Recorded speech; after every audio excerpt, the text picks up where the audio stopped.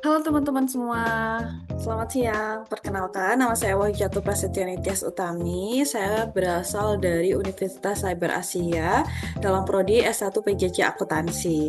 Hari ini saya akan mempresentasikan makalah saya yang sebelumnya sudah saya buat yang berjudul Transfer Persediaan Antar Perusahaan yang merupakan bagian dari mata kuliah Akuntansi Keuangan Lanjutan 1 di tahun ajaran 2024 dan 2025.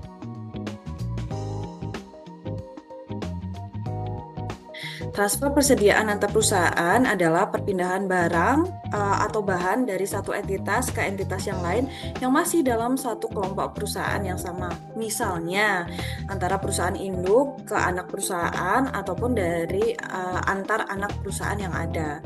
Meskipun transaksi ini sah secara komersial karena bersifat internal, maka dalam laporan keuangan konsolidasi perlu dilakukan eliminasi.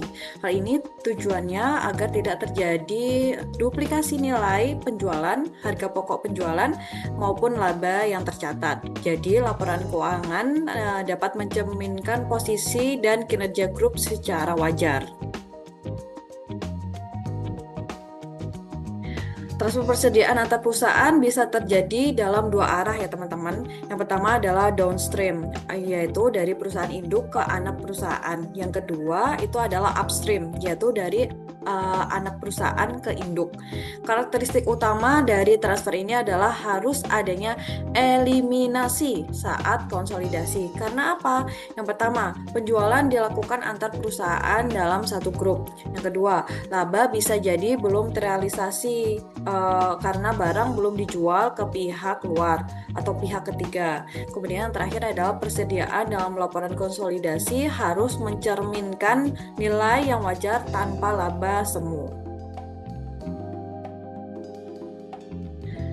Transfer persediaan antar perusahaan ini dilakukan dengan beberapa tujuan strategis ya teman-teman semua. Antara lain, yang pertama mengoptimalkan distribusi produk dan efisiensi produksi agar barang tersedia di unit yang benar-benar membutuhkan. Yang kedua adalah menyediakan barang bagi entitas lain dalam grup tanpa harus membeli dari pihak luar. Yang ketiga adalah menyelaraskan strategi bisnis grup agar supply chain tetap efisiensi. Serta yang keempat atau yang terakhir adalah mengatur beban pajak antar wilayah melalui penetapan harga transfer yang sesuai dengan aturan. Meskipun dilakukan untuk efisiensi internal, laporan keuangan konsolidasian tetap harus menghilangkan dampaknya. Di sini saya ada contoh kasusnya. Contoh soal pertama melibatkan PT Induk Sejahtera dan anak perusahaannya PT Anak Makmur. Pada tanggal 1 Juni 2024 terjadi penjualan internal sebanyak 1.000 unit. 1.000 unit barang ya teman-teman dengan harga jual 100.000 per unitnya dan harga pokoknya 70.000. Hingga 31 Desember 2024 400 unitnya itu belum terjual ke pihak ketiga. Pertanyaannya adalah yang pertama adalah menghitung laba belum terrealisasi dari persediaan akhir. Serta yang kedua adalah membuat ayat jurnal eliminasi atas transaksi tersebut di atas. Nah, untuk pembahasannya teman-teman atas contoh soal yang pertama tadi, laba per unitnya itu dihitung dari harga jual dikurangi dengan harga pokok, yaitu 100.000 dikurangi 70.000, kita dapat angka 30.000. Karena masih ada 400 unit yang belum terjual ke pihak luar atau pihak ketiga, maka laba belum terrealisasi besarnya adalah 400 unit dikalikan 30.000, sebesar 12 juta. Ayat jurnal eliminasi pada tanggal 31 Desember 2024 adalah di bagian debit ada penjualan 100 juta, kemudian di bagian kreditnya ada persediaan sebesar 12 juta, kemudian HPP sebesar 70 juta, serta laba ditahan sebesar 18 juta.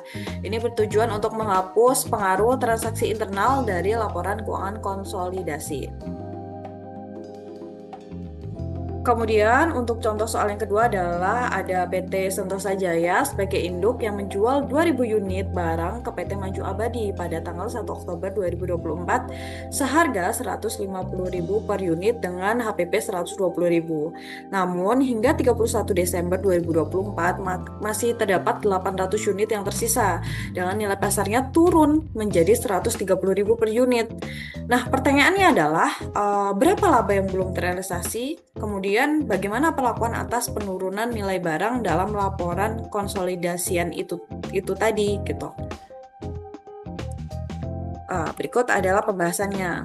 Kita hitung dulu laba per unitnya. 150.000 kurangi 120.000, kita dapat 30.000. Laba yang belum terrealisasi adalah 800 unit dikalikan 30.000 yang tadi, kita dapat 24 juta. Nilai yang tercatat adalah 800 unit dikali 150.000, yaitu 120 juta, dan nilai wajarnya tadi adalah 800 unit dikalikan 130.000, kita dapat 104 juta.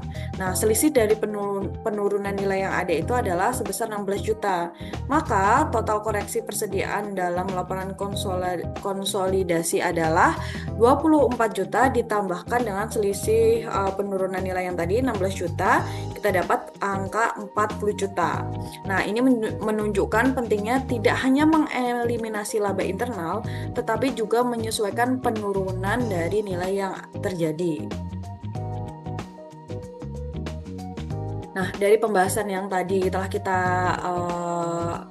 jelaskan atau kita amati bersama, kita simpulkan bahwa transfer persediaan antar perusahaan ini adalah transaksi internal yang wajar secara bisnis, tetapi perlu dieliminasi dalam laporan konsolidasi. Jika persediaan belum dijual ke pihak luar, maka laba belum dapat dianggap atau belum terrealisasi. Eliminasi ini mencegah adanya overstatement terhadap laba dan juga aset. Selain itu, pemahaman akan hal ini penting untuk penerapan PSAK 4 dan strategi pengelolaan keuangan grup secara keseluruhan.